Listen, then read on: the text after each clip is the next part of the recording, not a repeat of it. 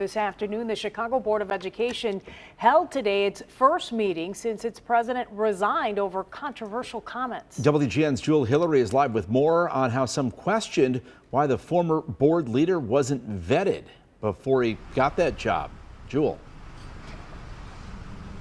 Hi, good evening, Ben and Lourdes. Well, considering the recent ongoing changes among the Chicago Board of Education, today's meeting appeared to go relatively smoothly.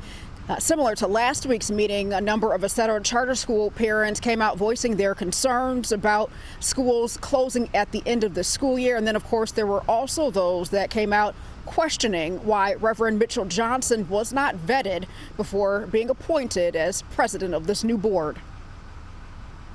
Like so many Chicagoans, we were a little horrified to see who was appointed as president of the school board. CPS parent Sherry Hoke is speaking about Reverend Mitchell Johnson, Mayor Brandon Johnson's handpicked choice for president of the Chicago Board of Ed. Reverend Johnson, who was just sworn into the leadership role last week, stepped down Thursday after numerous calls for him to resign after anti-Semitic and sexist comments on social media. Just like any large corporation has an entire committee that vets candidates, the city of Chicago should have that too. Daniel Goldwyn, representing the Jewish United Fund, also speaking out about Reverend Johnson's resignation, saying it's horrifying and inexcusable that he was appointed in the first place. The fact that a man who defended Hamas and who compared Jews to devil worshippers was appointed to lead a board responsible for 650 schools. While Reverend Johnson's resignation is top of mind for many, it's not the priority for a number of parents. I'm just focused on saving these schools and these kids' futures. A group of parents from Acero charter schools spoke out passionately, pleading for CPS CEO Pedro Martinez and the board to help keep the 7 schools slated to close at the end of the school year open. Told them about my experience, told them that this school, Santiago, has created 2 wonderful kids. One, which is my oldest, who's a Northside College prep student. He had an IEP, so these teachers never gave up on him, never, never, never. CEO Martinez, who has come under scrutiny from the Johnson administration for not agreeing to take a short-term loan to handle the district budget gap, told parents he's always championed keeping schools open.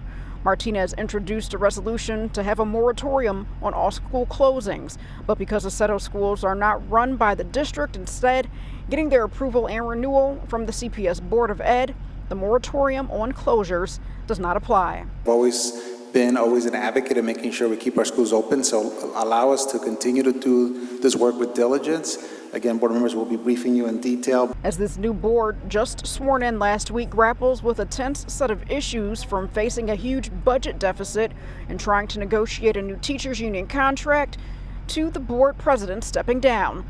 Parents like Reina Rodriguez want the focus solely on children. I am worried because I don't want the attention of them quitting, people making comments that they were not supposed to, like, take their time away from what's really happening.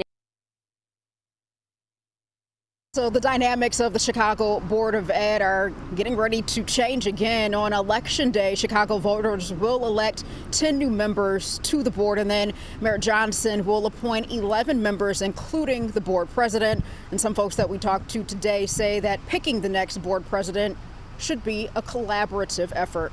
Reporting live on the South Side, I'm Jewel Hillary, WGN News.